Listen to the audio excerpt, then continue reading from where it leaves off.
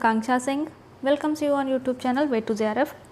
आज हम डिस्कस करेंगे प्रैक्टिस सेट नंबर 12। इसके पहले 11 क्लासेस अपलोड हो चुकी हैं, उनको भी आप ज़रूर देखिएगा। एंड अगर अभी तक आपने नहीं देखी है तो उसका एक अलग से प्लेलिस्ट है UGC NET 2022।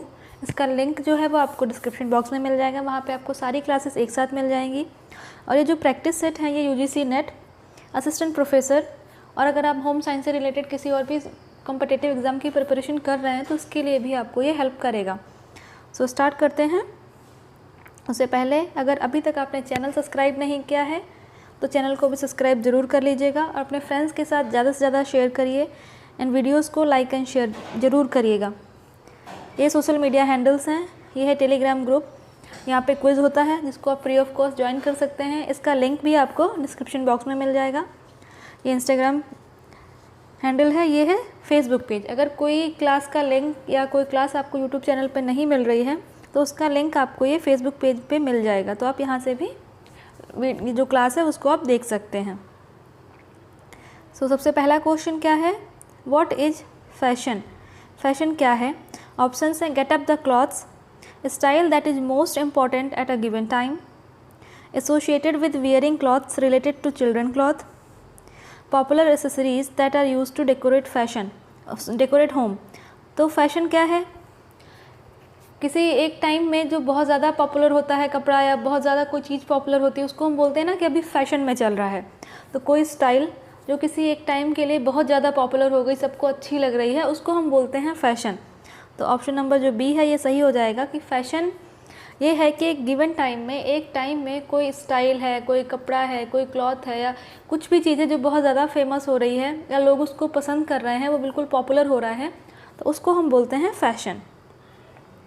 नेक्स्ट क्वेश्चन आता है question number 2, what is sad about fashion cycle. Fashion cycle के बारे में क्या कहा जाता है? Timeliness of trend, periodically repeated cycle, same overall, not given time for innovation. तो फैशन साइकिल, तो अगर हम फैशन साइकिल की बात करें तो उसमें 6 स्टेप होते हैं। फैशन साइकिल में 6 स्टेप होते हैं। तो इसमें क्या है, ये एक फैशन साइकिल के बारे में कहा जाता है कि एक टाइम के बाद रिपीट होती रहती है, पीरियोडिकली रिपीटेड साइकिल। एक टाइम के बाद ये जो फैशन साइकिल है वो रिपीट होता है। उसमें जो 6 स्टेप्स होती हैं, जैसे फर्स्ट स्टेप है इनोवेशन। इनोवेशन मीन्स कोई नया कपड़ा या कुछ इनोवेट किया गया, उसको फिर सेकेंड स्टेप है राइज, मीन्स उसको जब मार्केट में लाया गया तो लोगों ने उसको पसंद किया, पहले कुछ लोगों ने उसको ख़रीदा तो हो गया राइज। फिर third step is acceleration, means लोगों ने बहुत ज़्यादा ख़रीदना स्टार्ट किया, एकदम से उसकी डिमांड बहुत ज़्यादा बढ़ गई, तो उसको हम बोलते हैं एक्सेलरेशन। फिर आता है स्टेप 4 जनरल एक्सेप्टेंस, मीन्स सबने उसको एक्सेप्ट कर लिया कि हाँ ये नया इनोवेशन है, नया फैशन है जो कि अच्छा लग रहा है, वो जनरल एक्सेप्टेंस हो गया। जब सबने एक्सेप्ट कर लिया, सबको फैशन अच्छा लग रहा है, ऑलमोस्ट सबने उसके अगर कोई भी नया क्लॉथ था उसको परचेज किया है, जब सबने कर लिया है तो उसके बाद क्या होगा, धीरे धीरे उसकी डिमांड कम होने लगेगी, डिक्लाइन होगा। 5th स्टेप है डिक्लाइन, धीरे धीरे उसकी जो डिमांड है वो कम होने लगेगी। फिर लास्ट आता है ऑब्सोलेंस। ऑब्सोलेंस में क्या, जब उसकी डिमांड बिल्कुल ख़त्म हो जाती है, कोई भी उस प्रोडक्ट को ख़रीदता नहीं है, उसको हम बोलते हैं ऑब्सोलेंस। तो फैशन साइकिल में 6 स्टेप होते हैं और ये फैशन साइकिल जो है वो एक टाइम के बाद रिपीट होता रहता है। नेक्स्ट क्वेश्चन आता है what marks the decline of fashion. अभी हमने पढ़ा कि एक स्टेप है डिक्लाइन, कौन सा स्टेप है ये, डिक्लाइन 5th स्टेप है फैशन साइकिल का। तो डिक्लाइन क्यों होता है, मीन्स जो फैशन जो भी गारमेंट था उसकी डिमांड में कमी आ रही है, उसकी डिमांड जो है डिक्लाइन हो रही है, कम हो रही है उसकी डिमांड। तो उसकी डिमांड कम क्यों हो रही है? ऑप्शन है wrong fabric choice, wrong cloth style, saturation point of consumer, all of these.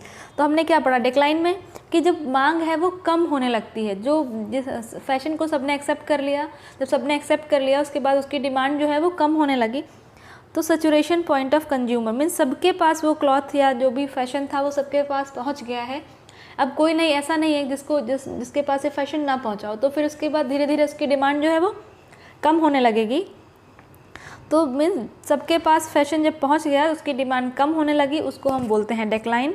तो सैचुरेशन पॉइंट ऑफ कंज्यूमर, ये ऑप्शन नंबर सी जो है ये सही हो जाएगा। नेक्स्ट है question number 4, which among them is not a fashion adoption theory. इनमें से कौन सी फैशन एडॉप्शन थ्योरी नहीं है? तो अगर हम बात करें कि फैशन एडॉप्शन थ्योरी, तो 3 थ्योरी हैं। फैशन साइकिल अलग है, फैशन थ्योरी अलग है। साइकिल में 6 स्टेप हैं और फैशन थ्योरी की अगर हम बात करें तो 3 थ्योरीज़ हैं। इनमें से पूछा है कि कौन सी फैशन थ्योरी नहीं है, तो trickle across, trickle down, trickle through, trickle up.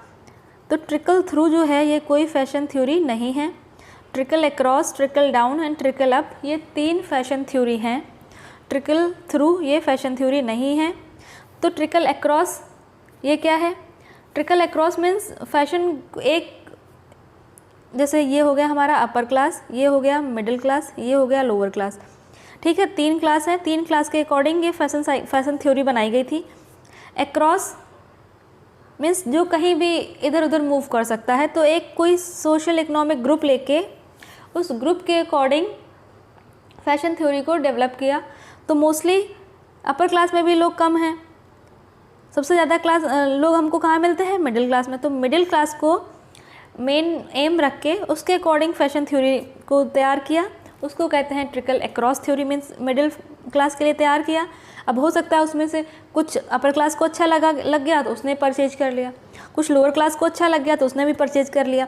तो यहाँ से मीन्स जो थ्योरी है वो अपर, लोअर, मिडिल तीनों क्लासेस में मूव कर रही है, इसीलिए इसको बोलते हैं ट्रिकल अक्रॉस थ्योरी। फिर है trickle down theory. Trickle down means theory जो बनाई गई थी वो अपर क्लास के लिए बनाई गई, उसके बाद वो धीरे धीरे डाउनवर्ड्स की तरफ चल रही है। मीन्स जो फैशन बनाया गया अपर क्लास के लिए बनाया गया, अपर क्लास ने उसको एक्सेप्ट किया, फिर धीरे धीरे वो जब अपर क्लास ने एक्सेप्ट किया, ऐसे हम लोग इन्फ्लुएंस होते हैं ना, किसी का कोई फेवरेट एक्टर या एक्ट्रेस है, उसने देखा कि उसका जो फेवरेट एक्टर या एक्ट्रेस है उसने किस तरह के कपड़े पहने हैं, उसका कैसा फैशन वो कैसा अडॉप्ट कर रहे हैं, तो उसके अकॉर्डिंग लोग भी इन्फ्लुएंस होते हैं। तो अपर क्लास में लोगों ने फैशन को एक्सेप्ट किया, उनको देख के बाकी लोग इन्फ्लुएंस हुए, तो कुछ लोअर और मिडिल क्लास वालों ने भी वो थ्योरी फॉलो की। तो ये हो गई ट्रिकल डाउन थ्योरी। फिर क्या है? Trickle up theory. Means lower से अप की तरफ जाना। तो ट्रिकल अप में जो स्ट्रीट फैशन हम बोलते हैं, या फिर यूथ जो है, यूथ को ध्यान में रख के कुछ फैशन डिज़ाइन किया गया, और वो फैशन अब अपर क्लास को भी अगर अच्छा लगा या कुछ किसी को अच्छा लगा तो उसने अपर क्लास ने भी वो अडॉप्ट कर लिया। तो जो ट्रिकल अक्रॉस है ये एक क्लास को ध्यान में रख के बनाया गया। ट्रिकल डाउन ये अपर क्लास को ध्यान में रख के बनाया गया, उसके बाद स्लोली लोअर क्लास तक ये ट्रैवल किया। फिर ट्रिकल अप जो कि लोअर क्लास को या स्ट्रीट फैशन को ध्यान में रख के बनाया गया, जो अपर क्लास तक ट्रैवल किया। तो फैशन थ्योरी कौन सी नहीं है? तो ट्रिकल अक्रॉस, तो ये ट्रिकल थ्रू जो है ये फैशन थ्योरी नहीं है। क्वेश्चन आपके लिए ये है यहाँ पे कि जो ट्रिकल अक्रॉस थ्योरी है इसको किसने दिया है? ट्रिकल अक्रॉस थ्योरी ये किसने दी है, ये आंसर करना है आपको कि ट्रिकल अक्रॉस थ्योरी किसने दी है। इसका आंसर आपको कमेंट सेक्शन में देना है। नेक्स्ट क्वेश्चन आता है, a line from where fold comes over and divide collar into stand and outer collar section. Means जहाँ से कॉलर की अगर हम बात करें तो उसमें 2 पार्ट होते हैं ना, एक स्टैंड कॉलर, उसके बाद रोल कॉलर। तो स्टैंड कॉलर और रोल कॉलर को जो लाइन डिवाइड करती है उसको हम क्या बोलते हैं? उसको हम बोलते हैं रोल लाइन। नेक्स्ट क्वेश्चन आता है, for childrens play cloth is better to assure. जो छोटा बच्चा है अगर उसको खेलने के लिए कोई कपड़ा बनाया गया है, उसको ये ध्यान में रखे कि जो बच्चा है वो खेल रहा है तो उसके लिए कैसा कपड़ा होना चाहिए कि उसको कंफर्ट रहे।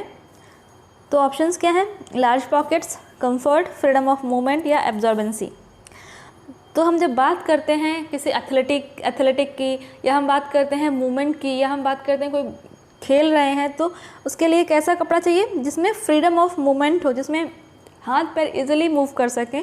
तो ऐसा जो क्लॉथ होता है वो स्पेशली प्ले के लिए बनाया जाता है। तो फ्रीडम ऑफ मूवमेंट होना चाहिए। अगर कोई बच्चा खेल रहा है, उसको खेलने के अकॉर्डिंग कपड़ा बनाया गया है तो उसमें फ्रीडम ऑफ मूवमेंट होना चाहिए। बच्चा जिसमें आराम से हाथ पैर को मूव कर सके, उसको दौड़ने या भागने में कोई हिंड्रेंस ना आए, ऐसा कपड़ा होना चाहिए। नेक्स्ट क्वेश्चन आता है, fullness in garment can be achieved by the use of.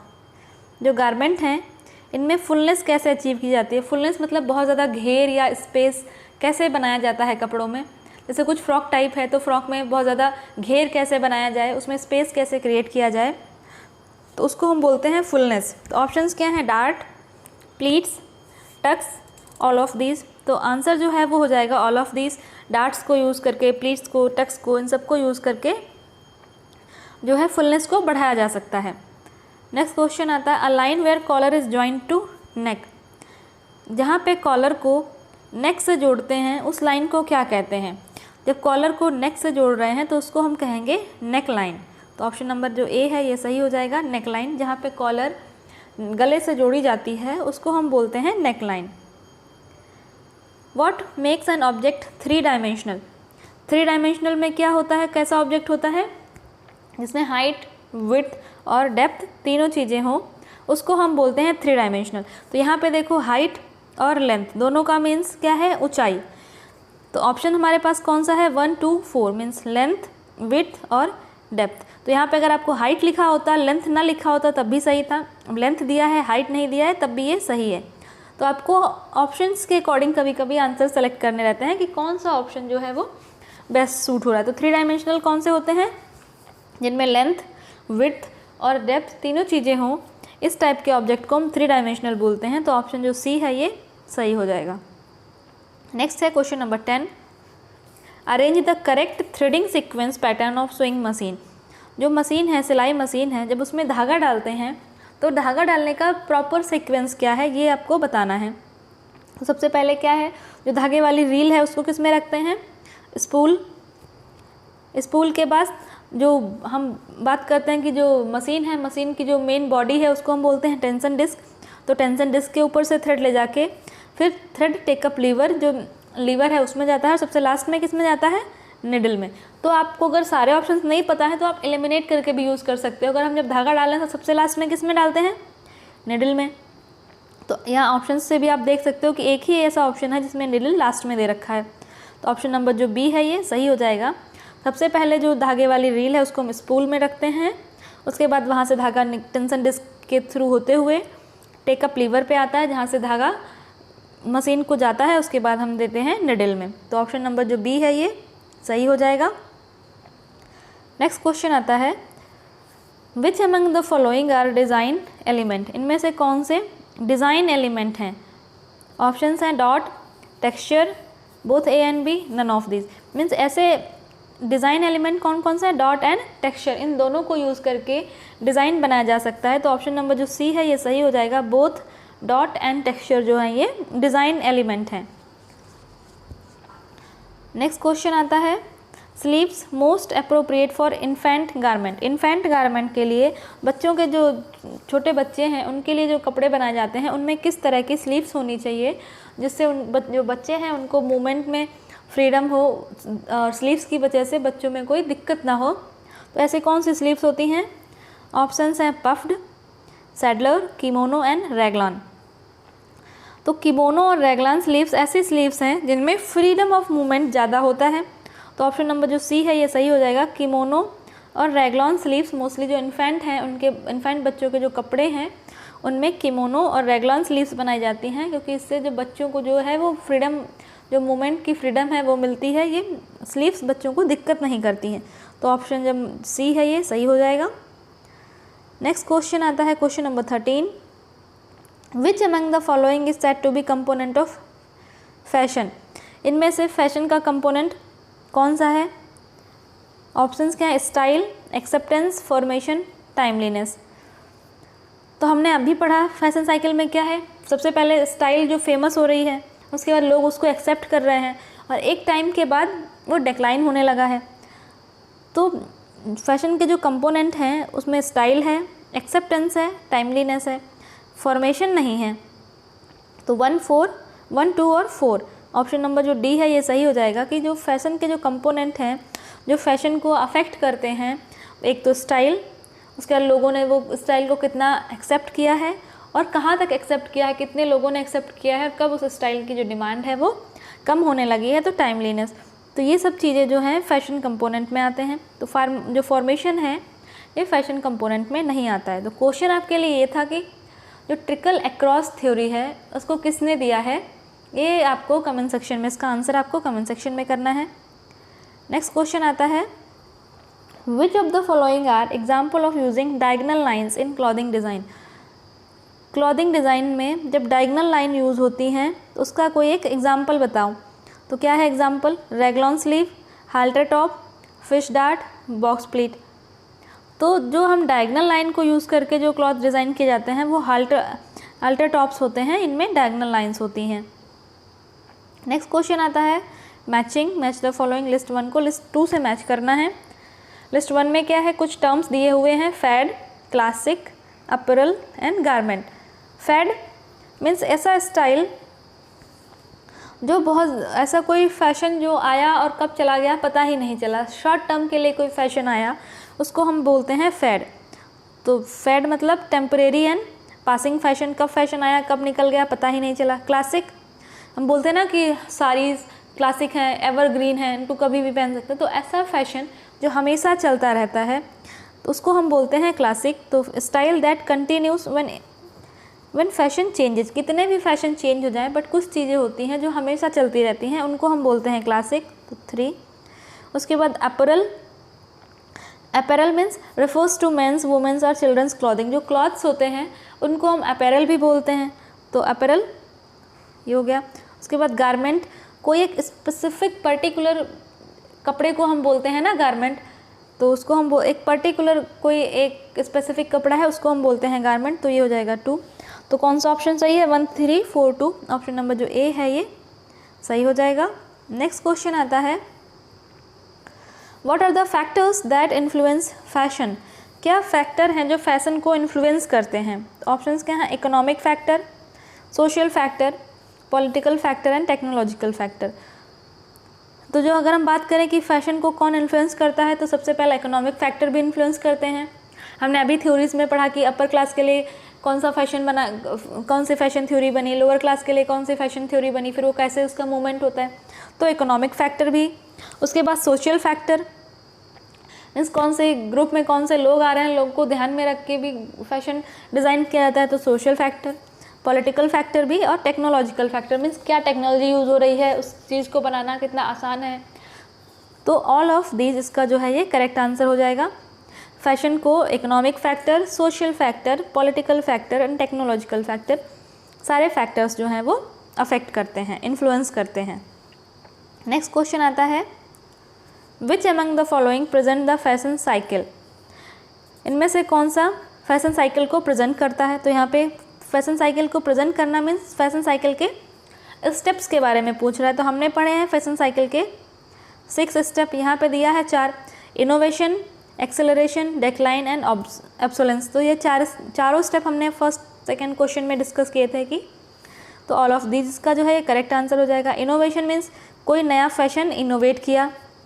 उसके बाद सेकेंड स्टेप हमने पढ़ा था राइज मीन्स उसकी कैसे कैसे वो उसकी डिमांड बढ़ रही है। एक्सेलरेशन मीन्स फिर सबने एक्सेप्ट किया तो उसकी डिमांड बहुत ज़्यादा, अचानक से बहुत ज़्यादा डिमांड बढ़ जाना, उसको हम बोलते हैं एक्सेलरेशन। एक्सेलरेशन के बाद आता है 4th is general acceptance means उसको सबने एक्सेप्ट कर लिया है, अब बहुत ज़्यादा लोग उस फैशन को एक्सेप्ट नहीं करेंगे।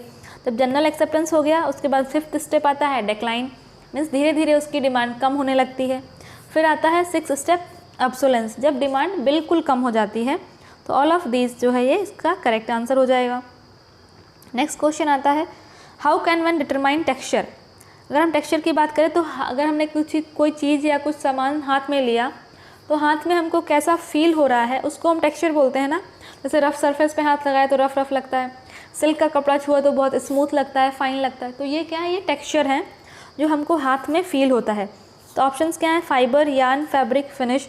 आप फाइबर पकड़ेंगे, अब या यार्न को टच करेंगे, फैब्रिक, तो इन सब चीज़ों का फील जो है हाथ में वो अलग अलग आएगा, मीन्स सबका टेक्सचर अलग अलग है। फिनिश किया हुआ अगर कोई क्लॉथ होगा तो उसमें फिनिशिंग, आपको स्मूथनेस हाथ में फील होगी। तो ये ऑल ऑफ दीज, इसका भी all of these is the correct answer हो जाएगा। नेक्स्ट क्वेश्चन आता है, assertion and reason. Harmony means a relationship of different portion of dresses. ये है असर्शन, तो ये सही है। हार्मनी में हम क्या, एक हार्मनी मीन्स हमने पढ़ा यूनिटी, जहाँ पे सभी चीज़ें एक साथ रखने पे एक यूनिटी लगती है, उनमें एक रिलेशनशिप लगता है, तो असर्शन जो है ये सही है।